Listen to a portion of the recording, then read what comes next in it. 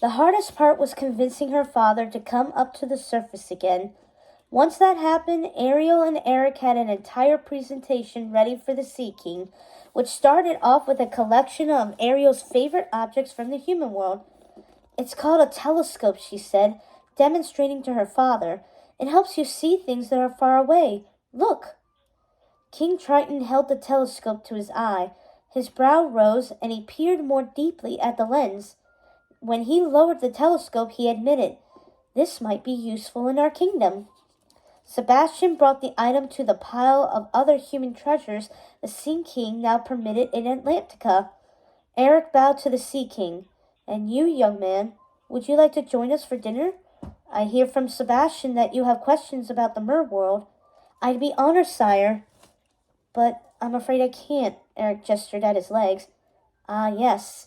King Triton pointed his trident at Eric, and suddenly the young prince grew a dark blue tail with fins. The young prince stared at his new tail in awe. He jumped into the sea after Ariel, but he was still new at being a merman, and maneuvering around in the water was trickier than it looked. "You'll get the hang of it after a while," said Ariel with a laugh. "I'll teach you." "Ariel and I have been talking," said King Triton, "and my daughter has convinced me that if you, Prince Eric, were more informed about Atlantica, that could help us both be better leaders in our respective kingdoms. Therefore, I've decided there is no harm in you learning what it's like to be a merman, and my daughter what it's like to be a human. An exchange of ideas from one world to the other, if you will. But it will be a trial first. You may come to my kingdom 3 days a month, and Ariel to your world for the same amount of time."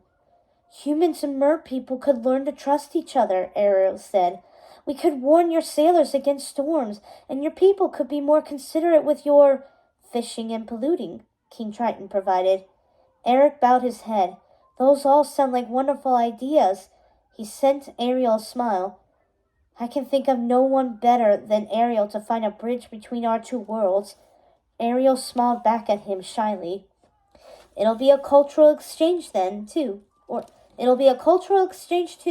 Sebastian raised his claws in delight. "There's nothing that shows off Atlantica better than our music. Shall we have a concert to introduce this young merman to our kingdom?" "You can play your snarfblat," said Ariel, still smiling. Then she took Eric's hand, and together they dove, two worlds meeting, just as the sky meets the sea. And that is the end of the secret exchange. Oh my God, I can't believe Eric became a merman. Even if it's only temporarily, that's still pretty impressive.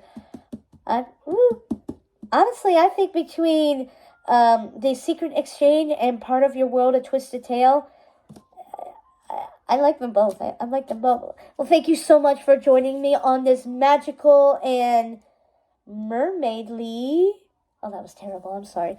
This journey under the sea and on land with Eric and Ariel. Till next time, have a magical day. See you real soon, and happy Thanksgiving. Bye.